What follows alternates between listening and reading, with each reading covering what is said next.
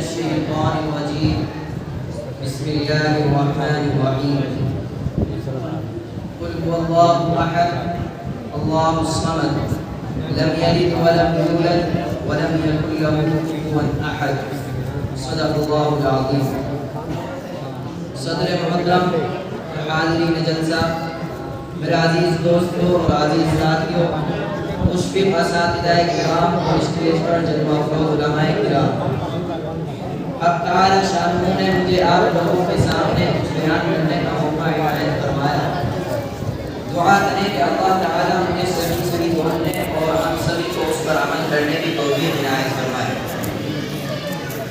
میں نے ابھی آپ لوگوں کے سامنے جو تلاوت کی ہے اس کا سادہ سا ترجمہ یہ ہے کہ اے نبی کہہ دو کہ اللہ ایک ہے اور وہ سب سے بے نیاز ہے نہ وہ کسی کا باپ اور نہ کسی کا بیٹا ہے اور نہ اس کا کوئی ہمسر ہے اللہ تعالیٰ کا لاکھ لاکھ شکر و احسان ہے کہ اللہ رب العزت نے ہمیں اور آپ کو ایمان کی دولت سے نوازا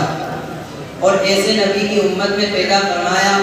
کہ جو امام الانبیاء محبوب کبریاء خاتم الرسل ہادی السبل شفیع المذنبین رحمت للعالمین سید المرسلین جناب محمد مصطفیٰ صلی اللہ علیہ وسلم ہیں اللہ تعالیٰ نے انسانوں کی رشد و ہدایت کے لیے تقریباً 1,24,000 انبیاء علیہ السلام کو اس دنیا میں بھیجا تمام نبیوں کا مقصد ایک تھا تمام نبیوں کی بات ایک تھی تمام نبیوں کا طریقہ ایک تھا مگر ان میں سے کسی کو ایک متعین گاؤں کے لیے کسی کو ایک متعین قبیلے کے لیے کسی کو ایک متعین ملک کے لیے نبی بنا کر بھیجا گیا لیکن جب باری آئی جناب محمد رسول اللہ صلی اللہ علیہ وسلم کی تو آپ کو کسی ایک خاندان یا کسی ایک قبیلے یا کسی ایک گاؤں یا کسی ایک ملک کے لیے نبی بنا کر نہیں بھیجا بلکہ حضور پاک صلی اللہ علیہ وسلم کو سارے جہاں کے لیے نبی بنا کر مبعوث کیا گیا جب حضرت ابراہیم علیہ السلام آئے تو لا الہ الا اللہ ابراہیم خلیل اللہ فرمایا جب حضرت موسیٰ علیہ السلام آئے تو لا الہ الا اللہ موسیٰ کلیم اللہ فرمایا لیکن جب نبی صلی اللہ علیہ وسلم آئے تو لا الہ الا اللہ محمد رسول اللہ فرمایا نبی کون نبی الف سے لو انسان نبی با سے کامل برہان نبی تا سے تطہیر کی جان نبی تا سے تقلید کی شان نبی ہر مخفی بات کا راز نبی اور جیم سے پاک جواز نبی مقدور نبی تقدیر نبی اور خا سے حق کی تصویر نبی اور خالق کا شاہکار نبی اور خا سے ختم الرسول بھی نبی اور دال سے ہے تو عالم کا نبی اور دال سے ہے ذاکر بھی نبی بے کر حسن و جمال نبی اور غا سے ہے رہبر ہر حال نبی اور ذا سے ہے زاہد بھی نبی بے بدل نبی بے مثل نبی میرا سین سے ہے ساقی بھی نبی سچا سچا کافی بھی نبی میرا شین سے ہے شافی بھی نبی حساد سے صادق ذکر نبی حداد سے ضامن فکر نبی اور تا سے طرفین میں نور نبی اور تا سے پر نور ظہور نبی اور عین سے عین الحق بھی نبی اور غین سے ہے وہ غنی بھی نبی فا سے فضل ربی بھی نبی میرا قاف سے قبلہ نبی نبی میرا کاف سے کعبہ نبی نبی اور واو سے چہرہ والدعا بھی نبی اور میم سے محمد پاک نبی اور نون سے نور قرآن بھی نبی اور واو سے چہرہ والدعا بھی نبی اور ہا سے ہادی سہول بھی نبی اور یا سے عبداللہ اصحاب نبی ایمان نبی سلطان نبی میری جان نبی ایمان نبی سلطان نبی میری جان نبی ارے نبی کس کا نبی ہمارا نبی کیسا نبی ہے سلام کا اجالا ہمارا نبی رحمت حق تعالی ہمارا نبی جس کا کونین میں کوئی ثانی نہیں ہے وہ جگ سے نرالا ہمارا نبی آپ کو سکتی ہے کہ تو صرف اس لیے ہم کو دے گا پیالہ ہمارا نبی اور فکر و نگاہ بشر سے کہیں ہے بلند اور بالا ہمارا نبی ہے یتیم و ضعیفوں کا فریاد رس بے کسوں کا سہارا ہمارا نبی نقش باز دریشہ ہوا راستہ نور حق کا منارہ ہمارا نبی آمینہ کا دلارہ ہمارا نبی سب کی آنکھوں کا تارہ ہمارا نبی ہے یتیم و ضعیفوں کا فریاد رس بے کسوں کا سہارا ہمارا نبی اور رب کا محبوب رب کا پیارا نبی سب سے پیارا نبی ہے ہمارا نبی رب کا محبوب رب کا پیارا نبی سب سے پیارا نبی ہے ہمارا نبی اور آ گیا جو حلیمہ کے آغوش میں آمینہ کا دلارہ ہمارا نبی بھولی بٹکی ہوئی ساری مخلوق کو جس نے آنکھیں سوارا ہمارا نبی اور پتھروں جھٹ سے پڑھنا ہے کلمہ تمہیں جب کرے گا اشارہ ہمارا نبی اور پتھروں جھٹ سے سے پڑھنا ہے کلمہ تمہیں، جب کرے گا اشارہ ہمارا نبی، دل کی راحت ہے آنکھوں کی ٹھنڈک ہے وہ، سب کی آنکھوں کا تارا ہمارا نبی ہے، نبوت کے تارے تو سارے نبی، چاند سارے کا سارا ہمارا نبی، ایک رب بھی کرب ہے وہ رب کی آقا، عاشقوں کا سہارا ہمارا نبی، اب بھی جنت میں آرام فرما ہے وہ، کیا ہنسی ہے نظارہ ہمارا نبی، اور بو بکر ہو، عمر ہو، غنی ہو، علی، سب کا آقا و مولا ہمارا نبی، اور ابو بکر ہو، عمر ہو، علی ہو، اور ابو بکر ہو، عمر ہو، غنی ہو، علی، سب کا آقا و مولا ہمارا نبی، جس کو زینب رقیہ عطا ہو گئی، کہا گیا حسین و زہرا ہمارا نبی، عائشہ سے روایت ہے قرآن پڑھو، وہ ہے سارا کا سارا ہمارا نبی، حرف الفاظ سے آیتوں سے سپارہ ہمارا نبی، جس کو یاسین مزمل مدثر کہا، والضحی پکارا ہمارا نبی، اور جس کو واللیل لبن قرآن کہا، کو یوں نکھارا ہمارا نبی، اور انبیاء کی کہانی ختم ہو گئی، آخری ہے شمارہ ہمارا نبی، اور کوئی نبی نہ قیامت تلک آئے گا، اب قیامت تلک ہے ہمارا نبی۔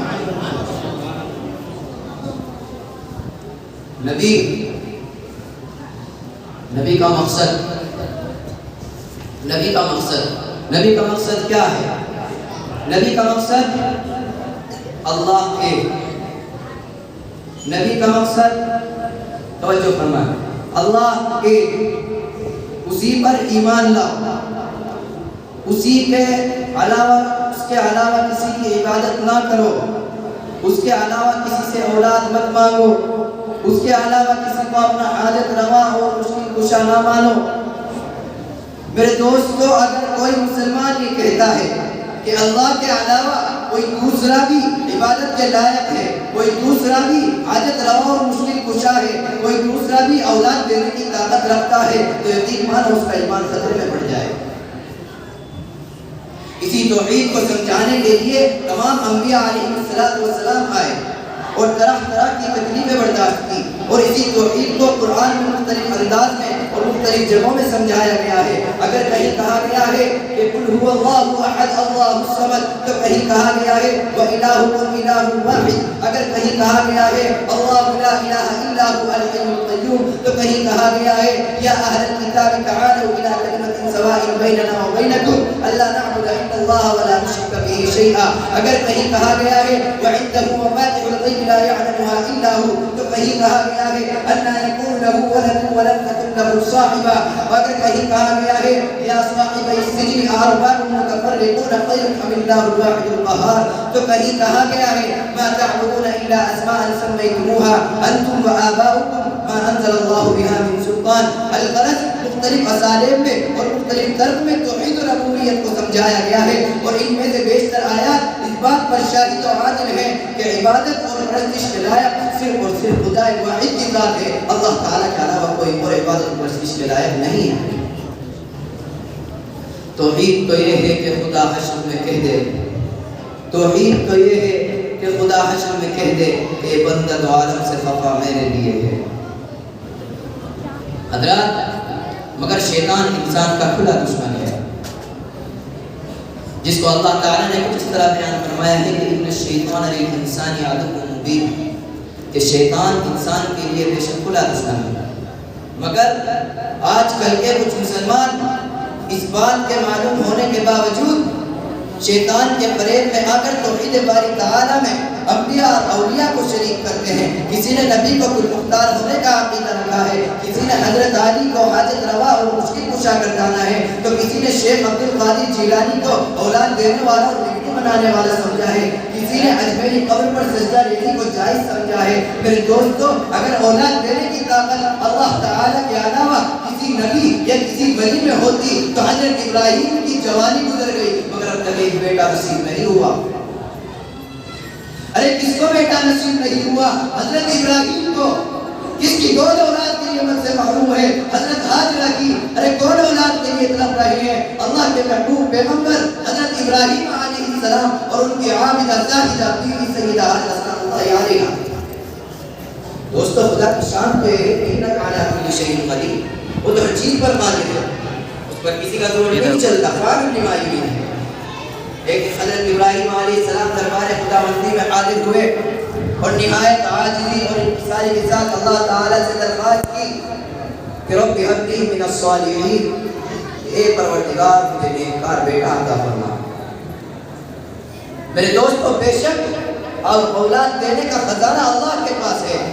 خدا کا محبوب بھی پیغمبر اللہ سے اولاد مانگتا ہے۔ ارے حضرت ابراہیم نے بیٹا کس سے مانگا؟ کسی نبی سے نہیں مانگا، کسی فرشتے سے نہیں مانگا، کسی قبر سے نہیں مانگا، کسی شجر سے نہیں مانگا، کسی حجر سے نہیں مانگا، کسی پیر سے نہیں مانگا، کسی فقیر سے نہیں مانگا۔ مجھے بتاؤ تو ذرا حضرت ابراہیم نے بیٹا کس سے مانگا؟ ہاں تم بتاؤ گے تو ضرور، مگر یہ نہیں کہ کسی پیر یا کسی فقیر سے مانگا، بلکہ ضرور بتاؤ گے کہ حضرت ابراہیم علیہ السلام نے اللہ سے مانگا، حضرت زکریا نے اللہ سے مانگا، حضرت مریم کی ماں نے اللہ سے مانگا۔ مگر افسوس سر افسوس کہ آج ہم مسلمان ہونے کا دعویٰ کرتے ہیں اور اولاد کو اللہ سے مانگتے ہیں۔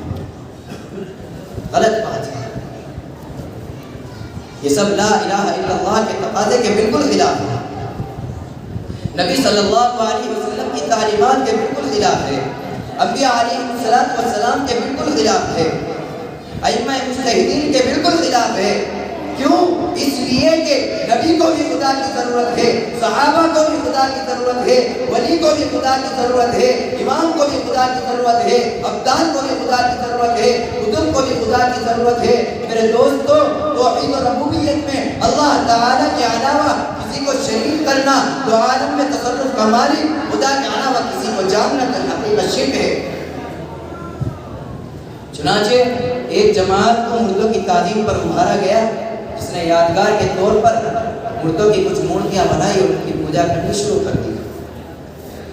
ایک جماعت نے بتوں کو ستاروں جیسا تراشا اور ان کی پوجا کرنی شروع کر دی۔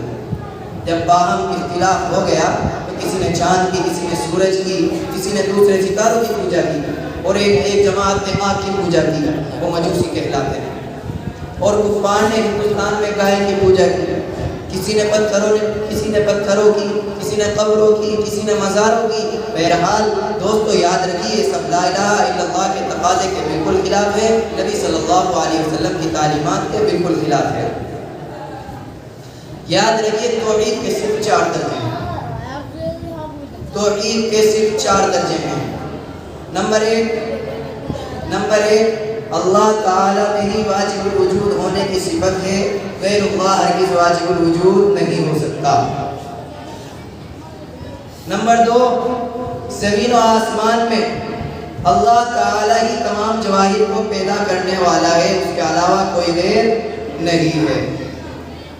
نمبر 3، آسمان اور زمین میں ہر چیز کے مدبر صرف اللہ تعالیٰ کی ہی ذات ہے۔ اور نمبر 4، عبادت اور پرستش کے لائق صرف اور صرف خدا واحد کی ذات ہے، اس کے علاوہ کوئی عبادت کے لائق نہیں ہے۔ پیسے نے سب نے چاروں کی چھاڑ دیا۔ بہرحال اللہ تعالیٰ نے اس جہان ربوبیت کو پیدا کرنے سے قبل، عالم مادیت میں انسان کو بھیجنے سے قبل، عالم ارواح میں اللہ تعالیٰ نے تمام انسانی ارواح سے اپنی توحید و ربوبیت کا اقرار کرایا تھا۔ اللہ تعالیٰ نے فرمایا تھا الستو بربکم، اے میرے بندو کیا میں تمہارا رب نہیں ہوں؟ تو تمام اولاد آدم نے بلا امتیاز و مذہب و ملت، بلا امتیاز فکر و نظر حضرت آدم علیہ السلام سے قیامت تک آنے والے تمام انسانوں کی زبان سے یہ آواز بیک وقت نکلی تھی کہ کیوں نہیں، اے اللہ آپ ہی ہمارے رب ہیں۔ مگر افسوس کہ آج ہم اپنے اس اقرار کے باوجود اپنی اولاد پیروں سے مانگتے ہیں، اپنا حاجت روا اور مشکل کشا کسی اور کو بتاتے ہیں۔ ذرا بتاؤ تو صحیح، کیا ہم عالم ارواح میں جمع نہیں تھے؟ کیا ہم نے اپنی زبانوں سے اقرار نہیں کیا تھا؟ اگر ایک طرف موحدین تھے تو دوسری طرف مشرکین تھے، اگر ایک طرف مسلمان تھے تو دوسری طرف کفار تھے، اگر ایک طرف وفادار تھے تو دوسری طرف غدار تھے، اگر ایک طرف نمک حلال تھے تو دوسری طرف نمک حرام تھے، اگر ایک طرف مجاہد تھے تو دوسری طرف مجاہد تھے، اگر ایک طرف یکجائی تھے تو دوسری طرف ہرجائی تھے، اگر ایک طرف گورے تھے تو دوسری طرف کالے تھے، اگر ایک طرف عجمی تھے تو دوسری طرف عربی تھے۔ میرے دوستو، تمام انسانی ارواح نے یہ اعتراف و اقرار کیا تھا کہ اے محسن اعظم، ہم سب یہ وعدہ کرتے ہیں کہ دنیا میں جا کر تیرے سوا کسی کو اپنا رب نہیں مانیں گے، تیرے سوا کسی کو اپنا محبوب نہیں مانیں گے، تیرے سوا کسی سے اولاد نہیں مانیں گے، تیرے سوا کسی کو اپنا حاجت روا اور مشکل کشا نہیں گردانیں گے۔ اے اللہ تو ہم سب کا رب ہے، تو ہم سب کا محبوب ہے، تو یہ ہم سب کا مالک ہے۔ حضرات جب انسان اس دنیا میں آ رہا تھا تو اس سے اللہ تعالیٰ کے قریب یہی وعدہ لیا گیا تھا، اور جب اس دنیا فانی سے رخصت ہو کر عالم برزخ میں پہنچے گا تو اس سے سب سے پہلے یہی سوال کیا جائے گا کہ من ربک کا بتا تیرا رب کون ہے۔ اگر کسی انسان نے اس دنیا میں آ کر نماز، روزہ، زکوٰۃ، حج وغیرہ میں کوتاہی کی ہو، لیکن باوجود اس کے اللہ تعالیٰ کی صفات میں، اللہ تعالیٰ کی توحید و ربوبیت میں کسی کو شریک نہ کیا ہوگا تو من جانب اللہ اس کو ایک توفیق ہوگی کہ وہ کہے گا کہ میرا رب اللہ ہے، میرا دین اسلام ہے، اور جناب محمد رسول اللہ صلی اللہ علیہ وسلم میرے رسول نبی ہے۔ اور اگر کسی شخص نے بقائی زندگی عبادت اور ریاضت میں گزار دی مگر اللہ تعالیٰ کی ذات و صفات میں کسی کو شریک کیا، کسی نبی یا کسی ولی کو، تو اس وقت وہ کوئی جواب نہیں دے سکے گا اور کہے گا کہ لا ادری بے شک شرک بہت بڑا گناہ ہے۔ میرے دوستو، اللہ تعالیٰ تمام گناہوں کو معاف کر سکتا ہے، لیکن شرک کو اللہ کبھی معاف نہیں کرے گا، کیونکہ اللہ تعالیٰ نے صاف صاف اعلان فرمایا ہے ان اللہ لا یغفر ان یشرک بہ، شرک کرنے والے کے لیے معافی نہیں ہے۔ اور نعوذ باللہ من ذالک، نعوذ باللہ من ذالک، اگر کسی نبی نے شرک کیا ہوتا تو اللہ تعالیٰ نے اس کے لیے فرمایا ہے کہ وَلَوْ أَشْرَكُوا لَحَبِطَ عَنْهُمْ مَا كَانُوا يَعْمَلُونَ، اور تیسری جگہ نبی صلی اللہ علیہ وسلم کو مخاطب فرما کر اللہ نے ارشاد فرمایا ہے کہ لَئِنْ أَشْرَكْتَ لَيَحْبَطَنَّ عَمَلُكَ وَلَتَكُونَنَّ مِنَ الْخَاسِرِينَ۔ بہرحال میں آپ لوگوں کو ایک دردناک واقعہ سنا کر اپنی تقریر کو ختم کروں گا۔ ایک مرتبہ کا واقعہ ہے کہ حضرت موسیٰ علیہ السلام دربار خداوندی میں تشریف لے جا رہے تھے تو راستے میں ایک عاشق خدا کو دیکھا، کس حال میں دیکھا کہ اس کے تمام بدن پر تتیے بیٹھے ہوئے تھے اور کاٹ بھی رہے تھے، لیکن باوجود اس تکلیف کے وہ عاشق خدا ایک پل بھی یاد الہی سے غافل نہیں ہو رہا تھا بلکہ شکر الہی میں مشغول تھا۔ حضرت موسیٰ علیہ السلام نے حیرت زدہ ہو کر دریافت کیا کہ اے عاشق خدا، ایسی تکلیف اور ایسی مصیبت میں کون سی نعمت کا شکر ادا کرتا ہے؟ تو اس بزرگ نے فرمایا کہ میں اس بات کا شکر ادا کرتا ہوں کہ جو تتیے میرے بدن پر بیٹھے ہوئے ہیں ان کے کاٹنے سے نہ مجھے نیند آتی ہے نہ مجھ پر غفلت طاری ہوتی ہے، لہذا یاد الہی میں ایک پل بھی فضول نہیں آتا۔ پھر موسیٰ علیہ السلام نے دریافت کیا کہ کتنی مدت سے اس حال میں ہو؟ فرمایا 400 برس سے۔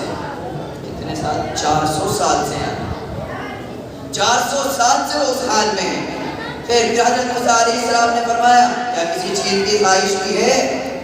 فرمایا کہ ہاں 2 چیزوں کی خواہش ہے۔ پوچھا کیا؟ فرمایا کہ ایک تو میں نے علماء سے سنا ہے کہ حضرت موسیٰ علیہ السلام پیدا ہونے والے ہیں، ان سے ملاقات کی آرزو ہے، اور دوسرا ذرا سے ٹھنڈا پانی پینے کو جی چاہتا ہے۔ حضرت موسیٰ علیہ السلام نے فرمایا کہ اے عاشق خدا، جا تیری دونوں مرادیں پوری ہو گئی۔ فرمایا دیکھ موسیٰ تو میں ہوں اور پانی بھی میں ابھی لے کر آیا۔ ادھر موسیٰ علیہ السلام پانی لینے گئے، ادھر اللہ کا حکم ہوا کہ اس بندے کی روح قبض کر لی جائے، چنانچہ اسی وقت اس کی روح قبض کر لی گئی اور جنگل کے تمام درندے اس کو چیر پھاڑ کر کھا گئے، کہیں ہڈی کہیں کچھ چیخڑے اڑ گئے اس کے۔ حضرت موسیٰ علیہ السلام پانی لے کر آئے، یہ حال دیکھ کر بہت روئے اور روتے ہوئے اللہ تعالیٰ سے عرض کیا کہ اے رب العالمین، کہ جب تو اپنے دوستوں کے ساتھ یہ معاملہ کرتا ہے تو معلوم نہیں اپنے دشمنوں کے ساتھ کیا معاملہ کرے گا۔ تو حکم آیا کہ اے موسیٰ، اس کے ساتھ یہ معاملہ ہرگز نہ ہوتا، اس کے ساتھ یہ معاملہ اس لیے کیا گیا ہے کہ موسیٰ دیکھ میں اس کو 400 برس سے کھلاتا ہوں، 400 برس سے پلاتا ہوں، یہ میری شکر الہی میں مشغول رہتا ہے، مجھے بتا تو صحیح کیا میں آج اس کو پانی نہیں پلا سکتا تھا؟ دیکھ آج اس نے تجھ سے پانی مانگا ہے، مجھے بتا میں اس کو پانی نہیں پلا سکتا تھا، حالانکہ 400 برس سے اللہ تعالیٰ اس کو پانی پلا رہے ہیں، کھانا کھلا رہے ہیں۔ حکم آیا کہ موسیٰ سن، مجھے بات ہرگز گوارا نہیں کہ میرے بندے مجھے چھوڑ کر پانی بھی کسی غیر سے طلب کریں، کیونکہ اس کے اندر بھی شرک کی بو ہے۔ تو بھائی اللہ تعالیٰ جیسا کہ میں نے وعدہ کیا تھا کہ اپنی تقریر کو ختم کروں گا واقعے کے بعد، اللہ تعالیٰ ہم سب کو شرک کے کاموں سے دور رکھے اور شرک سے بھی بچائے رکھے، اور اللہ تعالیٰ ہم سب کو توحید پر باعمل کامل و مکمل قائم رہنے کی توفیق عنایت فرمائے۔ خدا وحدہ کی نہیں ہے نظیر، وہی ہے اعلیٰ کل شیء قدیر، جو کچھ کام کرتے ہو پوشیدہ یا تم وہ سب جانتا ہے، سمیع بصیر۔ انہی چند باتوں پر میں اپنی تقریر کو ختم کرتا ہوں۔ اللہ تعالیٰ میں سننے سے زیادہ عمل کی توفیق عطا فرمائے۔ وآخر دعوانا الحمدللہ رب العالمین۔ السلام